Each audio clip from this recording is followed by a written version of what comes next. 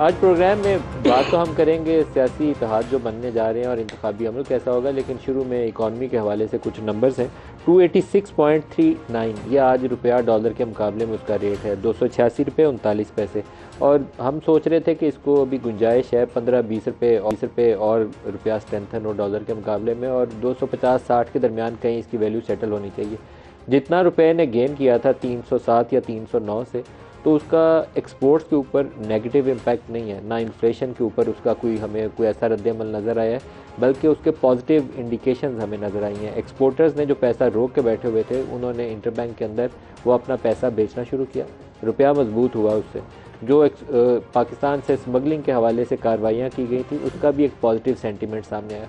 Exports के number बड़े मानी खेज हैं। अक्टूबर का महीना आफ्टर सो मैनी मंथ्स एक पहला महीना था जिसमें हमें एक पॉजिटिविटी एक्सपोर्ट्स के नंबर में नज़र आई है। एक्सपोर्ट्स के नंबर जो अक्टूबर के महीने में थे 2.7 बिलियन डॉलर्स, और अक्टूबर ओवर अक्टूबर, अगर इस साल अक्टूबर 2023 को अक्टूबर 2022 से मुआवजा करें तो 13% उसके अंदर ग्रोथ नज़र आती है, which is a decent growth. Pakistan में हम 25 अरब डॉलर पे कई सालों से फंसे हुए हैं, 10 सालों से कम अज़ कम, और उससे आगे पीछे निकल नहीं रहे। तो 13% की ग्रोथ, रुपया इसके बावजूद कि 309 से आपका 280 पे आया था, तो इसका मतलब यह है कि आपकी एक्सचेंज रेट ने उसका कुछ नहीं बिगाड़ा, ना डिवैल्यू होकर उसने मदद की एक्सपोर्ट्स की, ना रुपया स्ट्रेंथन हुआ तो उसका नुकसान हुआ एक्सपोर्ट्स को। तो रुपया स्ट्रेंथन होने का इन्फ्लेशन के ऊपर फ़ायदा हुआ। इन्फ्लेशन मुसलसल अब 30 से ऊपर था, 31, 33, 35, 39, और रूरल इन्फ्लेशन जो ख़ास तौर पर था फूड इन्फ्लेशन, वो 40s में घूम रहा था। तो लेकिन रुपया मजबूत होने का सबसे ज़्यादा असर, क्योंकि आपकी फ्यूल प्राइसेस भी रिटेल लेवल पे कम हुई हैं, तो उसका असर ये नज़र आया है कि जो आपका इन्फ्लेशन का नंबर था अक्टूबर के महीने में 26.9% आया। अब रुपया दोबारा गिरा है। उसकी कई वजूहत हो सकती हैं। एक रीज़न ये हो सकती है हमने पाकिस्तान से जो कर्जे की अदायगी करनी है वो कर रहे हैं, उस वजह से दबाव का शिकार हो। लेकिन मेरे ख्याल में एक हमारी आजकल आर्म ट्विस्टिंग होती है, इंटरनेशनल मॉनेटरी फंड क्या तो IMF की टीम इस्लामाबाद में बैठी हुई है और हम अच्छे बच्चों की तरह हर उनका हुक्म मानते हैं। तो इस हुक्म को मानने में बहुत नुकसान है पाकिस्तान का। एक हमने 22% जो पॉलिसी रेट किया है उसने पाकिस्तान की तबाही की है। 7-7.5 हज़ार अरब रुपया हम बैंकों को दे रहे हैं इंटरेस्ट पेमेंट्स की मद में, जो रेवेन्यू कमा रहे हैं उससे भी ज़्यादा बोरो करके बैंकों को दे रहे हैं। तो हमारे पास कुछ पैसा नहीं है कि डिफेंस भी पूरा करें, अपनी डेवलपमेंट स्कीम चला सके, कुछ पैसा नहीं है उसके लिए, सब उधार के ऊपर, डिफेंस भी उधार के ऊपर है। तो ये सेंसिबल अप्रोच नहीं है, ये हमें इसके ऊपर कुछ ना कुछ सोचना पड़ेगा और अपना रास्ता निकालना पड़ेगा। और इसी तरीके से रुपए की जो नाकदरी है वो नुकसान पहुंचा रही है, एक आम आदमी को ज़िंदा रहना मुश्किल कर रही है। इसको रुपया अगर 10-15 रुपये और गेन करता है तो मेरा नहीं ख्याल है कि हमारी बरामदात हर्ट हुई हैं उससे। ये अक्टूबर का महीना उसकी निशानदेही कर रहा है कि हमने रुपया मजबूत करने के बावजूद 13% ग्रोथ ले ली है, जो पिछले कई महीनों नीचे गिर रही थी। पहला महीना आया तो पॉजिटिव आया, तो हमें इसके ऊपर सोचो विचार करना चाहिए और IMF से डिस्कस भी करना चाहिए। एक स्टेटमेंट है हमारे इंटीरियर अपने प्राइम मिनिस्टर साहब की, जो उन्होंने एक इंटरव्यू देते हुए जिक्र किया, इस तरह के कुछ इकदाम हो सकता है कि हमें मुश्किलात से बचा लें।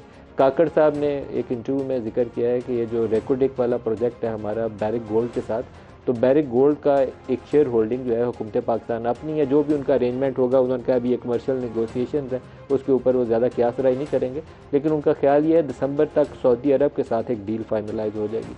तो काफ़ी अरसे से तो ये है कि सऊदीज़ और चाइनीज़ पाकिस्तान में माइनिंग सेक्टर में भी और IT सेक्टर में और एग्रीकल्चर में ये कुछ दोस्त ममालिक आएंगे, सऊदी अरब, चाइना, कतर और UAE, और हमें एक फ्यू बिलियन डॉलर्स की FDI मिल जाएगी। ये अगर मटीरियलाइज हो जाए तो हमारी ज़िंदगी IMF के इस फंदे से किसी हद तक जान बचाने में आसानी पैदा हो जाएगी। आज की जो पॉलिटिकल न्यूज़ है उसकी तरफ आते हैं। सियासी खबरों में आज की सबसे बड़ी खबर जो है वो MQM की PMLN के साथ मीटिंग है और दोनों जमातों का ये ऐलान है कि इंतखाबात में इकट्ठे जाएंगे। ये पहली इंडिकेशन है। जब नो कॉन्फिडेंस मोशन होने वाली थी तो मैं आपको बाद चीज़ों के ऊपर बैकग्राउंड बार बार इसलिए बताता हूँ कि बहुत सारे जो हमारे देखने वाले अगर उनको अंदाज़ा ना हो कि हवा का रुख किस तरफ है तो उनको वक्त से पहले पता चल जाना चाहिए। नो कॉन्फिडेंस के वक्त हम जब सवाल उठाते थे तो बहुत सारे सियासी जो हमारे मुबसरीन थे या पार्लिमान का जो हिस्सा लोग थे वो कहते थे कि नो कॉन्फिडेंस उस दिन कामयाब होने का यकीन होगा जिस दिन आप ये देखेंगे कि MQM किस तरफ जाके बैठी है। तो MQM ने जिस दिन ये तय कर लिया कि वो आज PTI का साथ छोड़ के PDM के इत्तेहाद का साथ देगी, तो उस दिन ये तय हो गया था कि नो कॉन्फिडेंस कामयाब हुई। बाप पार्टी और MQM दोनों इस्टेब्लिशमेंट के करीब जाने जाती हैं, और उसी रात इमरान खान ने जिस दिन MQM का बयान आया उन्होंने गवर्नर अपने इमरान इस्माइल साहब को इनसे मिलने भेजा, कहा कि आप गवर्नरशिप ले लें, सिंध की एक और वजारत ले लें लेकिन ना जाएं, लेकिन मेरे ख्याल में तब तक देर हो चुकी थी, वो दूसरी तरफ अपनी डील डन कर चुके थे। तो अभी इनका इत्तेहादी इत्तेहाद का मतलब ये होगा कि PMLN एक आपको लीड रोल में मुमकिन तौर पर इंतखाबात के बाद नजर आए।